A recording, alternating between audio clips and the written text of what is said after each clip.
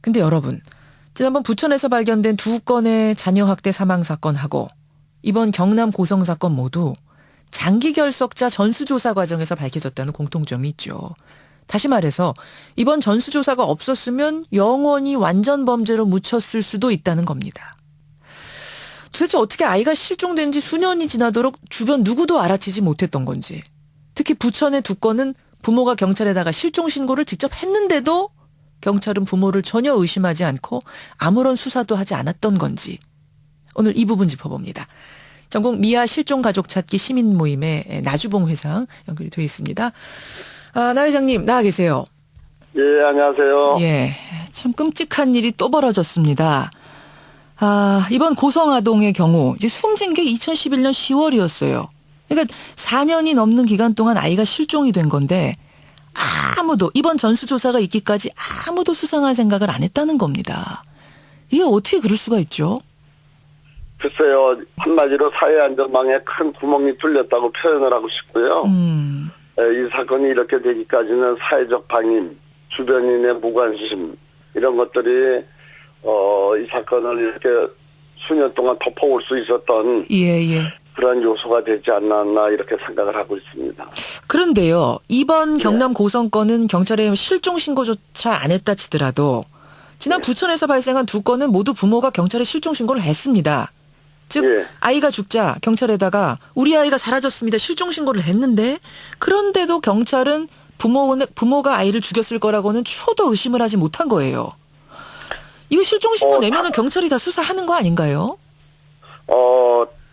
단적으로 말씀드리자면은 경찰의 실종 시스템 미비라고 이렇게 말씀을 드릴 수가 있는데요. 경찰은 실종 신고 접수와 동시에 실종자에 대한 어떤 동선 파악, 추적을 위해서 이렇게 활동을 해야 되는데 이 근거가 보호자나 가족의 그 진술에 의해서 그리고 주변 탐문으로 의해서 이렇게 수사가 이루어지기 때문에 어떤 체계적이지 못하다는 거죠. 그러니까 지금까지는 부모가 아이를 이렇게 했을 리는 없다라는 전제하에 부모가 실종이라고 신고를 하면 어디서 잃어버리셨어요? 뭐 어떻게 하셨어요? 부모의 말에 전적으로 의존을 해서 아이를 찾는다는 얘기군요. 그렇죠.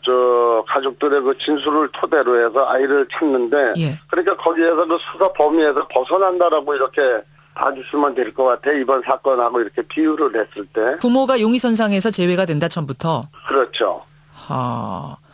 그래. 외국에서는 그러면 실종아동 신고가 들어가면 어떻게 수사합니까?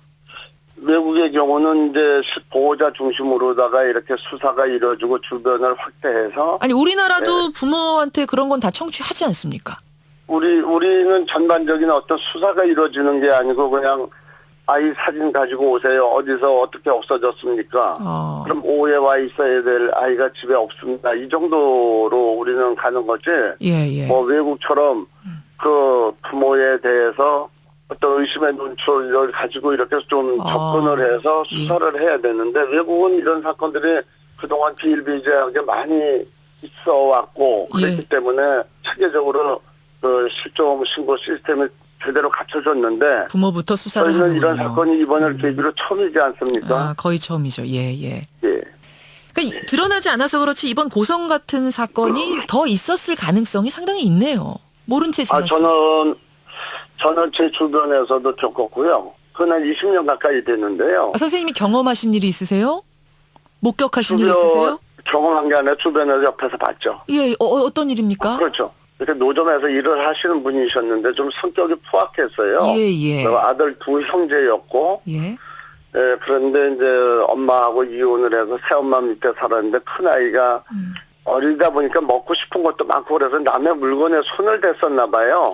근데 그 버릇을 고친다고 아빠가 오토바이로 실어다가 난지도 쓰레기 하치장 있는 데다 버리고 왔다가 다음날 이제 또 안쓰러웠던지 데리고 왔어요.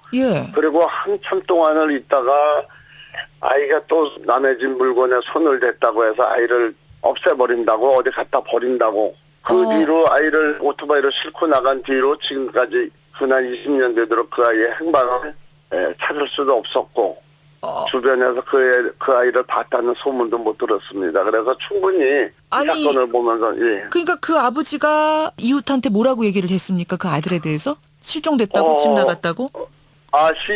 시설에 데려다 줬다고 그랬죠, 아빠는.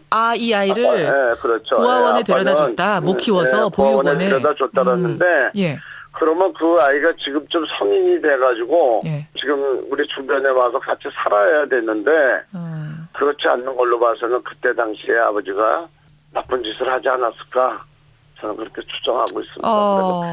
그래요. 그러니까 그 당시에는 뭐 부모가 아이를 어떻게 할 거라는 거는 우리가 상상도 못할 때니까 이제 와서 보니까 혹시 그때 그 아이도 그렇게 된 게 아니었던가 이런 의심이 든단 말씀이세요. 사회적인 보호망도 다 무너진 상황에서 도대체 이 문제를 어떻게 어디서부터 해결해야 되는지 걱정입니다. 오늘 말씀 여기까지 듣겠습니다. 고맙습니다. 예, 감사합니다. 전국 미아 실종가족 찾기 시민 모임의 나주봉 회장까지 만나봤습니다.